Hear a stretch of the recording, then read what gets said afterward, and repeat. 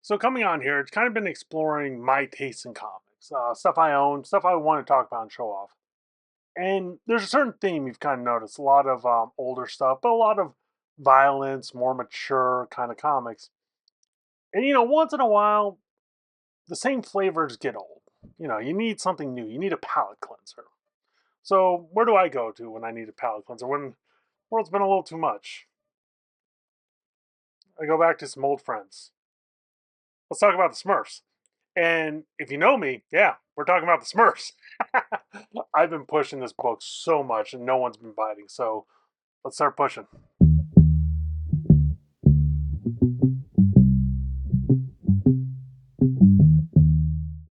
So before we get started in the Smurfs, I am a professional working cartoonist. I have a book called Bang the Battle of the Tiger, a kung fu inspired fantasy.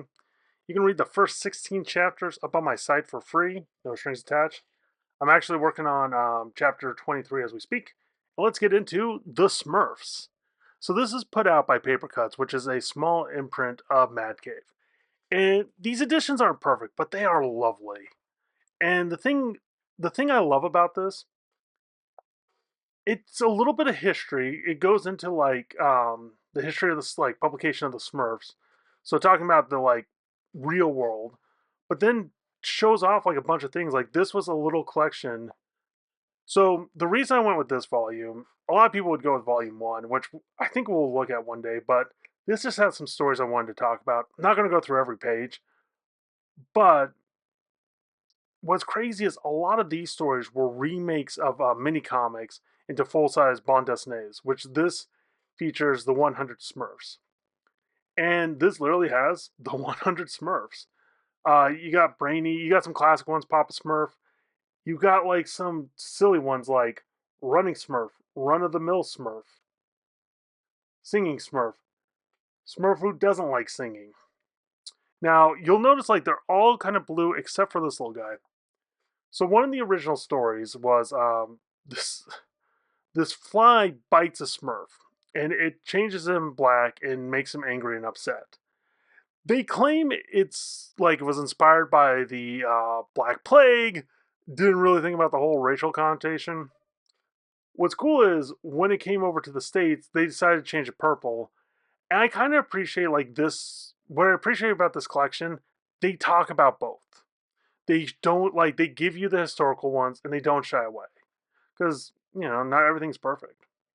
But yeah, this one was based off of one of the mini comics, Gargamel and Azrael. It's also crazy having Abby on my lap while I do this. And like I said, I'm not gonna go here and be like the panel, ooh, this composition. But what's fun with the Smurfs, it's reading it all. It's the acting, it's just simple storylines. But what's kind of crazy is there is a weight to these stories. There's always like a threat. And but I will say the paneling does get fun at times like this. Boom boom. And the other crazy thing is like, especially cartooning wise, a lot of people take off like after this so many ways. These are bande dessinée size, so they're a little bit oversized and great for this collection. I wish we would get more collections like this. And I love this panel because it's interesting because it's like kind of flat colors and this little bit of drama, a little bit of lighting, a little bit extra black really makes the moment feel sinister. Like all of a sudden it's like oof. So this one's a basic one. Smurfs break into, Gargamel, save the other Smurf, mix up their potions. He grows small. Azrael. This one, um, basically, one Smurf is so out of tune, causes the other ones to like strife, goes out in the woods. You then have Gargamel finds him. Gargamel goes into drag, which one thing I appreciate, he does like he is terrible at drag. Like he is just the worst. Gives a Smurf a flute. Whenever they plays a Smurf, everyone flute, everyone falls asleep. And kind of, like I said, it's cartoony, it's fun. He tries to wake them up all the different ways. Also, too, I love Azrael, but I swear, like Top Cat, like so many people took inspiration. And it might be because like Hanna-Barbera worked on this, so it's like that's where you get this influence from. So Gargamel's doing his damnedest not to listen to the Smurf. Eventually, he gets stuck in a predicament, and there's no way to wake them up. So he's confined, plays his trumpet, they all wake up. Well, since he saved the day, they're all wearing earplugs. This is one of the stories I want to talk about, the Smurf King. So, and I love this too, like the simple cover. Papa Smurf needs an ingredient. And the problem is he's going to be away for a while. So, Rainy Smurf says he's in charge. Well, he's not in charge. He's not more important than the other Smurfs. Well, they're not more important. So all of a sudden, they have an election. And kind of go through the, it's like, oh, you should vote for me, I should vote for you. And like one starts to make deals amongst other ones. Man, that's just a great little image right there. But he started making promises and he starts whipping up the vote. And what's interesting is this little Smurf gets the votes. Well, he's elected now, so he's got to stand out. So he starts wearing gold.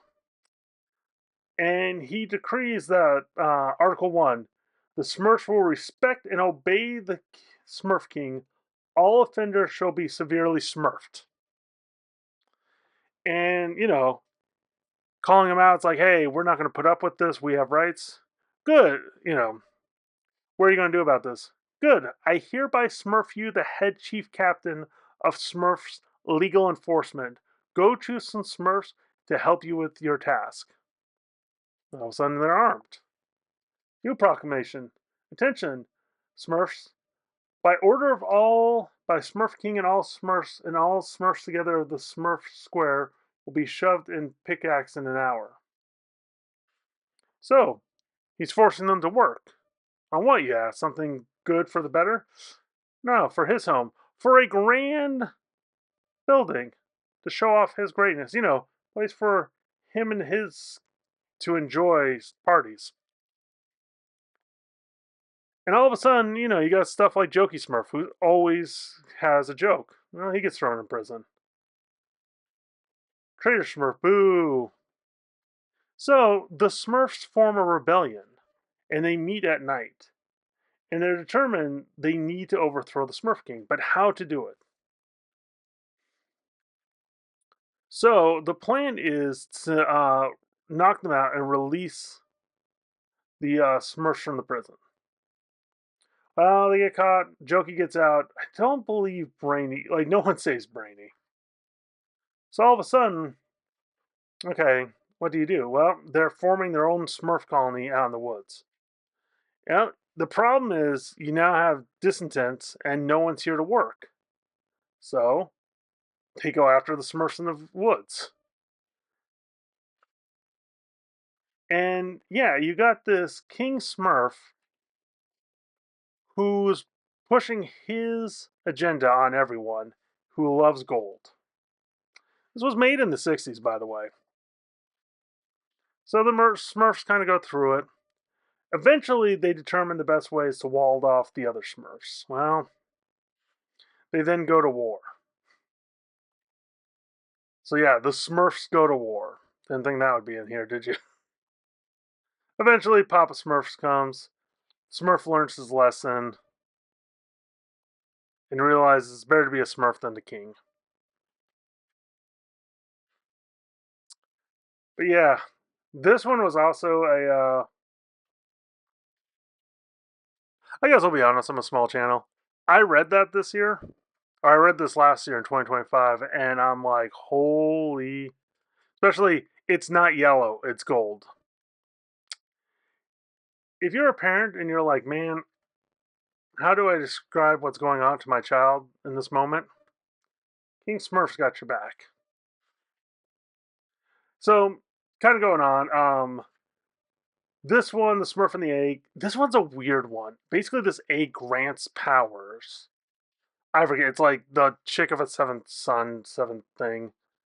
Um, but anytime they say something, like they turn into that thing. It's just an excuse for mayhem and craziness. Like different colors. This one's crazy.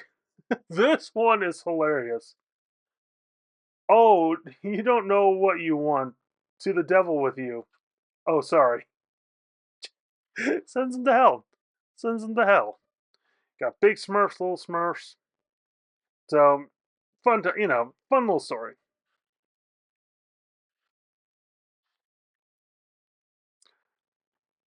And like I said, I'm not going to go through each one of these. Oh, this one. This is another reason I picked this one. Smurfette. So what's interesting with this, like technically the Smurfs are all just the Smurfs, and they're just little gnomes. So Gargamel makes a Smurfette to lure the boys. Now, I'm not gonna lie, this was made in the '60s. Yeah, it hasn't aged perfectly, but at the same time, it is kind of crazy seeing this character, seeing this like, and knowing where she goes. She becomes an icon. But yeah, she becomes a little annoying. And once again, I implore you to read this. This one's kind of weird because it's like she admits like she's a product of Gargamel and then just decides to become good, then leaves, never to be seen again.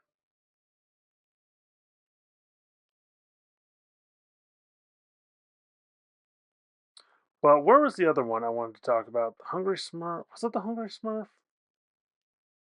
Yeah, okay, it was this one. This is another one. So they're going through prepping for fall, getting ready for winter, and they're all ready, but then a fire breaks out in their food storage, and all of a sudden they have to go find food. But what's interesting, it's like the Smurfs are showing what it looks like to starve. Like they don't have supplies. Like it is survival horror. Done through the Smurfs, but still. And it's a waiting moment. And like, and of course it's the Smurfs. Like it turns around. But for a good couple pages there, it's kind of like, wow, how are they going to get out of this? The fake Smurf, which Gargamel turns into a Smurf. That's right. This is interesting too because it's Gargamel's in the center, but he doesn't know this. Like, it's an interesting way to do comics and cartooning. So there's one last one I want to get into, but yeah, it's like if you like if you grew up with the cartoon, you know what this is about. This is an also good one because it shows John and Peewit. These were the original comics that the Smurfs started in. Which, by the way, what a great way to do like a caption page, especially for something with fantasy. It's like, yeah, lean into those tropes. Basically, the king and these characters go off to find what is it? It's been a second since I've read this. Oh, that's right. This prince gets changed into a dog, so they're trying to change the spell. But it's a lot. It's like you got some back and forth. You got some political intrigue, and it's interesting too because this villain is actually smart. Like he's not a super genius, but at the same time, he's clever. And it's one of these things I wasn't expecting this in, the Smurfs. Like literally drowning the dog, like trying to convince the dog to talk so he gets him drunk. Like, yeah, it is not kind to animals.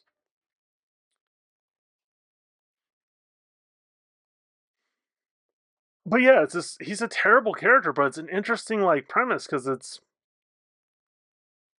actually showing warring sides. They sneak in, they break in. The Smurfs help out a bit. And the thing, like I said, the nice thing about this collection, if it features the Smurfs, even if it's for like a page, they'll be added to it. So as of right now, I think there's going to be 5 volumes. I could be wrong. This is volume two. Volumes 1 through 3 are out, and volume 4 comes out next month. Actually, by the time this comes out, volume 4 should be out. So, who is this for? If you're a fan of like European comics, of history, I recommend this. If you need something a little lighthearted, I recommend this.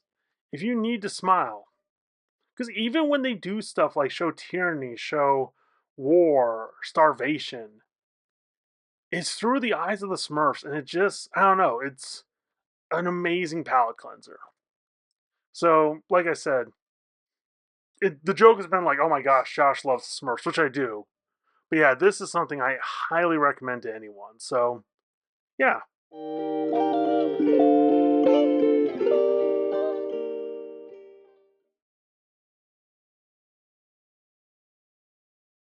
So, most people won't get this far, but I want to include a little story about the Smurfs in my childhood.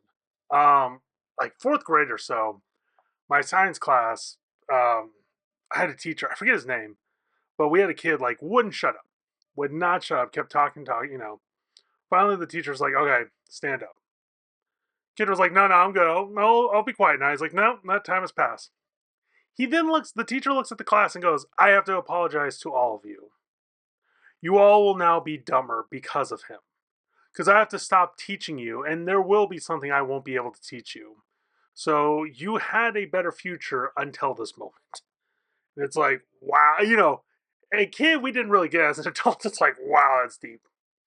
So he then pulls out this giant tackle box, like this old school 1930s tackle box, like complete metal. And he goes, I also have to apologize. You're about to hear the most evil music known to man. The Smurfs theme song starts playing. I kid you not. So all of a sudden you start hearing la la la la. Don't want to get demonetized.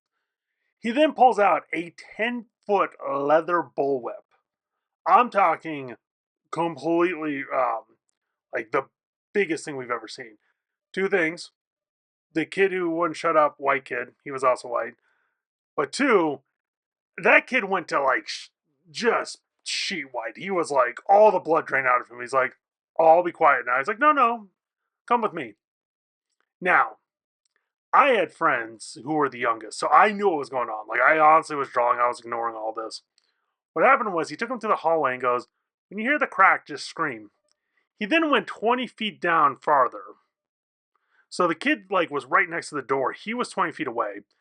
And yeah, so from our point of view, all we heard was the sound of a whip and this kid just dying screaming. No one, no one interrupted that class again. I think he got fired like 3 years later, which I'm not surprised, but at the same time, it's like, y'all. But anyway, Smurfs. Matt Cave is never sending me, Paper Cuts is never sending me a book.